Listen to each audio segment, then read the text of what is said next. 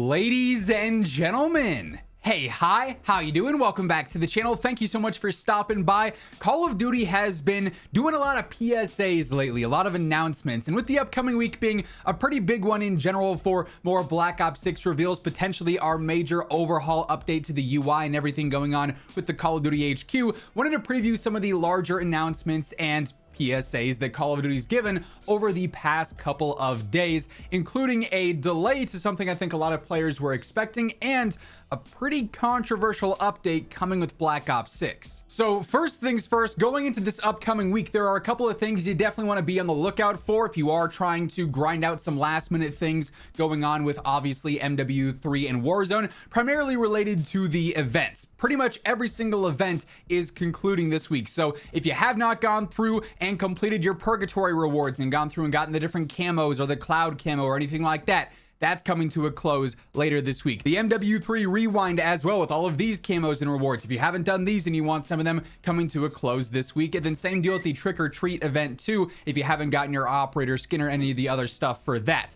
All of these events are coming to a close this week, and those rewards are no longer going to be available. Keep in mind, obviously, this content in and of itself is not transferring to Black Ops 6, but it will still all be available in Warzone as we move into the Black Ops 6 integration with Season 1. But if you are trying to go through and obviously complete some of this stuff, be sure to knock that out as it is all coming to a close in just a couple of days. And then right alongside that, another thing to be aware of is ranked play is fully ending this week as well for multiplayer and then also for Warzone 2.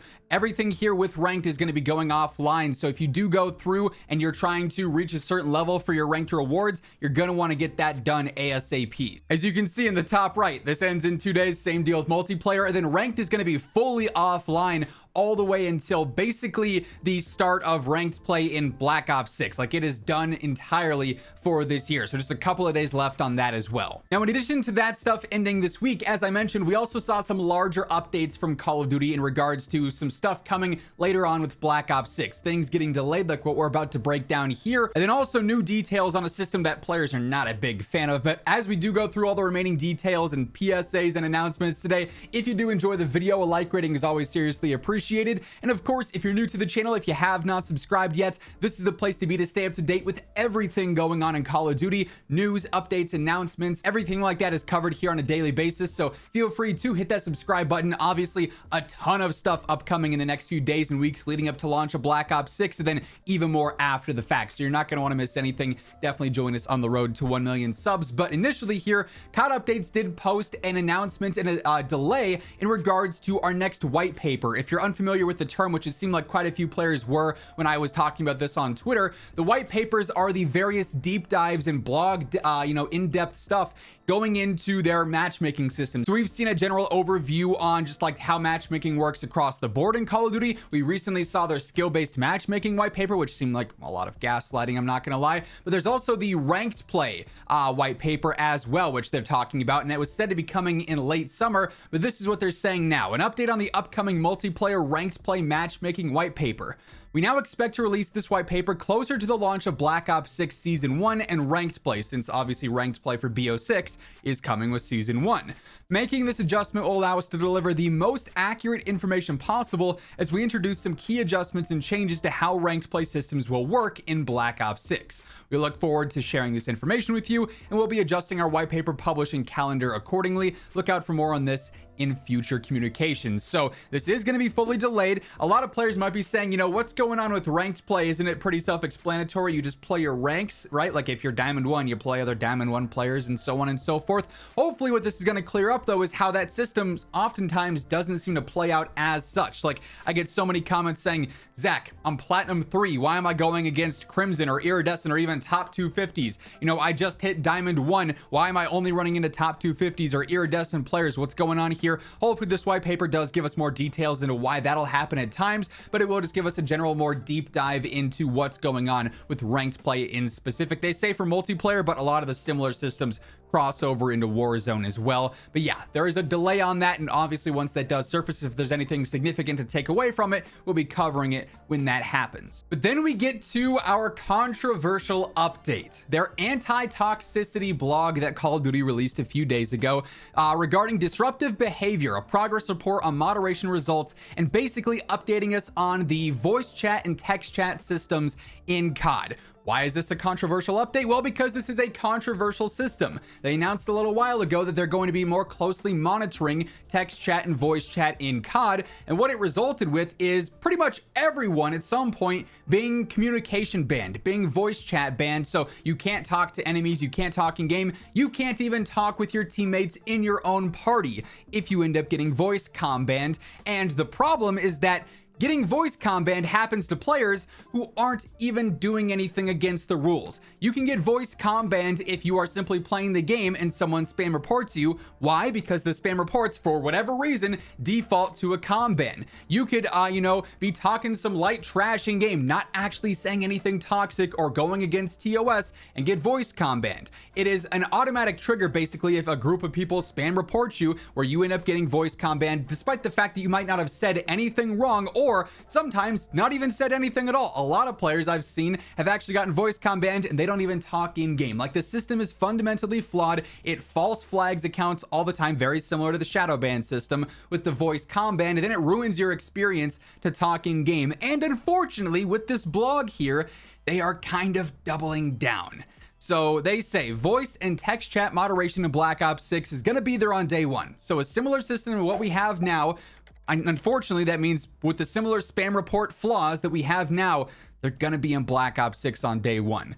Voice and text moderation systems designed to combat toxic behavior, that was a crazy zoom in, already deployed in Modern Warfare 3. Those will launch in Black Ops 6 on day one. This includes global availability on Call of Duty's AI-powered voice moderation system. I also see a lot of confusion saying that the AI is banning people for, saying trash talk or whatever in game. And like I said, it's really not. Most of the time, it is actually that full-on spam report system being the one that's flagging everything, even when it's not supposed to happen. Like, the system sucks. It's not good at all.